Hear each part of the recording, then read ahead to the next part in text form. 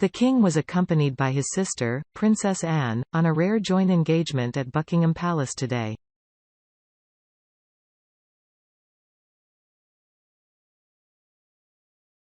The siblings were together as he presented the new sovereign standard to the Blues and Royals Squadron, Royal Horse Guards and 1st Dragoons, of the Household Cavalry, of which Anne is colonel.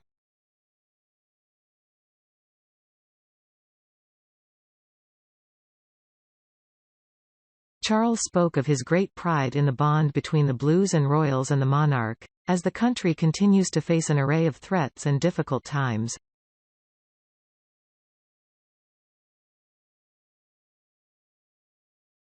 Arriving just after 2 p.m. to a trumpet fanfare, the king, wearing the uniform of Field Marshal with Field Marshal baton, and Anne, wearing her uniform of the Blues and Royals colonel which she also wore to last month's coronation, stood on a dais as 35 soldiers and 27 horses formed up on the quadrangle for the presentation of the new standard.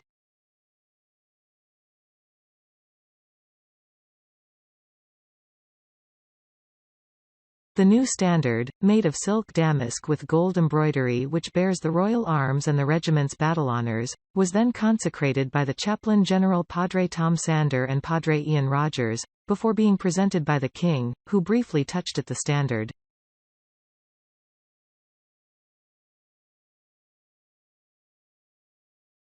Charles then presented the standard to Major Peter Ireland, the squadron commander of the Household Cavalry Mounted Regiment.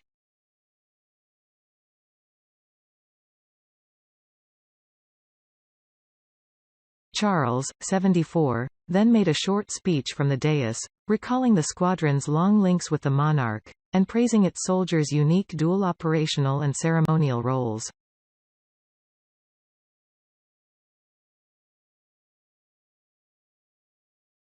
He said, "Ladies and gentlemen, it is a matter of great pride to be here with you today to present your new standard which, in itself, represents that personal bond between the Blues and Royals and the sovereign that has lasted since before the Restoration in 1661.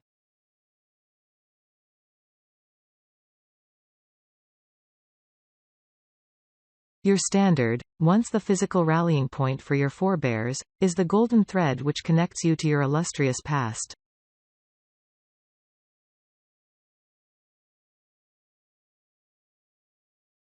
The battle honors displayed upon it, along with your uniforms and medals that are so visible in your ceremonial role are a further demonstration of your proven track record as battle-hardened mounted and dismounted soldiers with recent operational experience.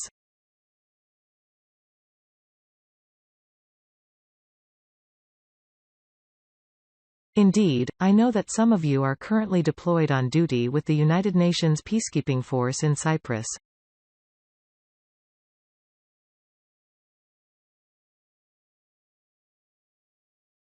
Such history pays homage to your dual role, and that of course is the fundamental principle which makes state ceremonial and public duties so special and credible to a most grateful nation.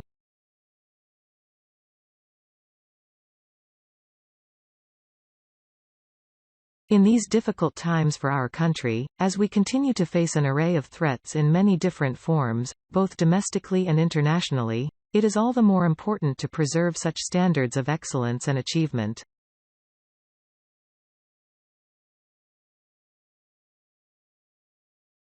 As your Colonel-in-Chief, I know that your Colonel, the Princess Royal, joins me in thanking you all for your unlimited commitment and service, as well as your families for their tremendous and unwavering support, some of whom I am delighted to see are able to join us today.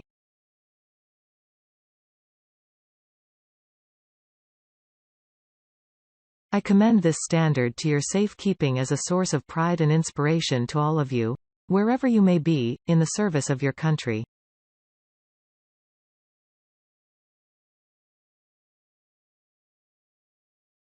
The standard was then given to the sovereign's escort mounted troop, which marched past Charles and Anne to offer a second royal salute.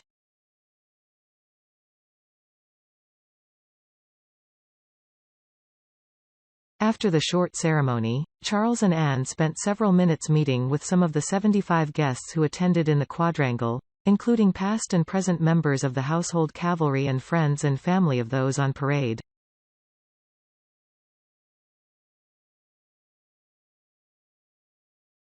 The guests also include Brigadier Andrew Parker Bowles, Queen Camilla's ex-husband, a former commanding officer of the Household Cavalry.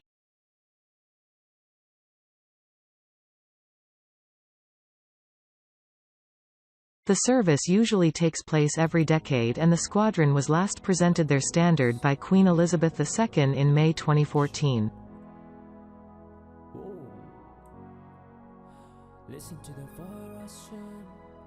The handcrafted Blues and Royals standard has been made by the family business Wydian in Hayworth, West Yorkshire.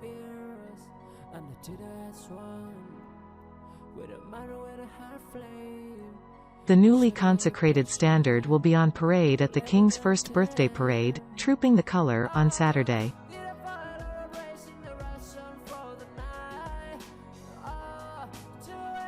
Its managing director, Robin Wright, said, "The true honour we feel to be creating such historic and symbolic regimental standards and colours is absolutely incredible.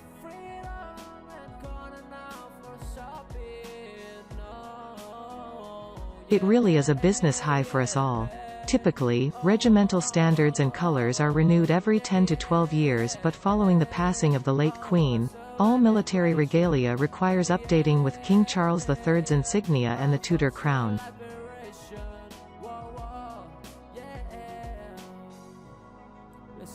As it takes 3 of our skilled people 1 year to create just 4 colors, there are thousands of hours of craftsmanship from appliqué ornamental needlework to hand embroidery needed to complete the high standard of elaborate fabrics ready to present to the armed forces in the years ahead."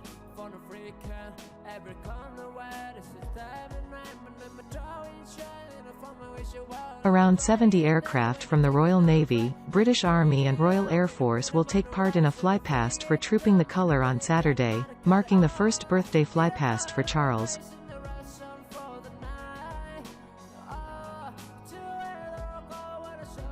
However, the extended military flypast may be scaled down due to bad weather. The King, Queen and other members of the royal family are expected to watch as the aircraft fly over the Mall and Buckingham Palace in a 6-minute display.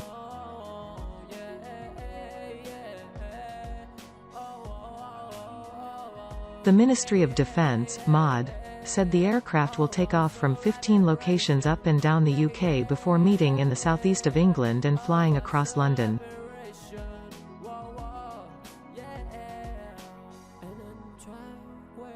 The event will feature a mix of aircraft, ranging from the Battle of Britain Memorial Flight dating back to the 1940s and the C-130 Hercules on its final ceremonial flight to multiple Typhoon fighter jets and the Envoy IVCC-1, which is making its flypast debut.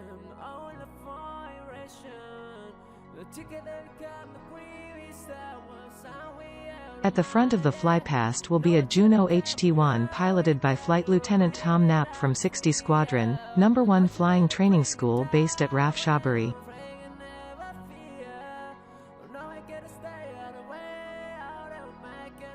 The event will end in a show of red, white and blue from the pilots of the Red Arrows.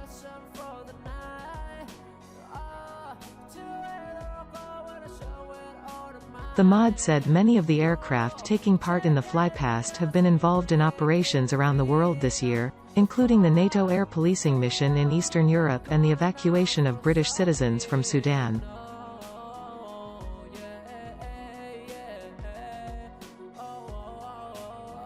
Charles will be joined on Saturday by the Queen and members of the royal family to view the 1st Battalion Welsh Guards troop their colour.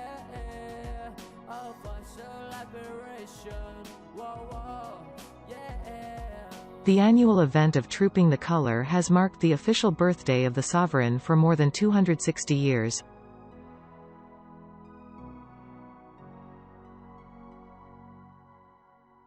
More than 60 aircraft from the Royal Navy, British Army and Royal Air Force had been due to take part in the coronation flypast in May, but unsuitable weather conditions saw that plan abandoned.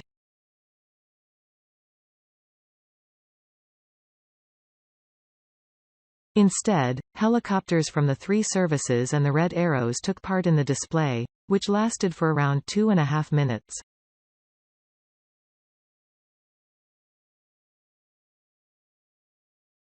Footage from Royal Navy helicopters showed how poor the weather was in the skies above London.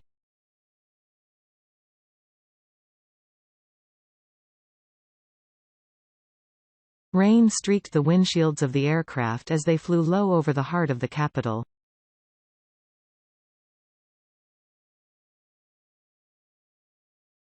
The MOD said the birthday flypast has been increased in size to pay tribute to the new monarch.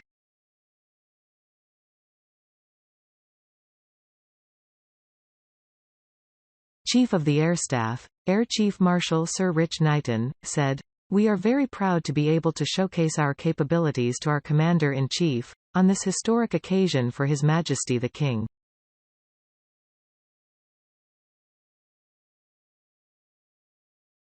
"We have planned a fitting and appropriate tribute for our monarch, that should be a true spectacle for the United Kingdom and the Commonwealth."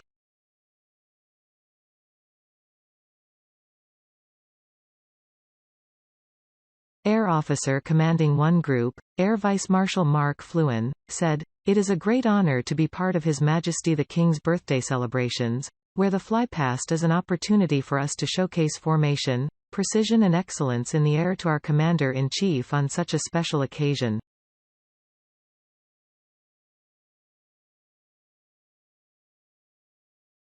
Earlier today, King Charles attended a service of thanksgiving for the 650th anniversary of the Anglo-Portuguese alliance with President of Portugal Marcelo Rebelo de Sousa de Araújo at the Queen's Chapel in London.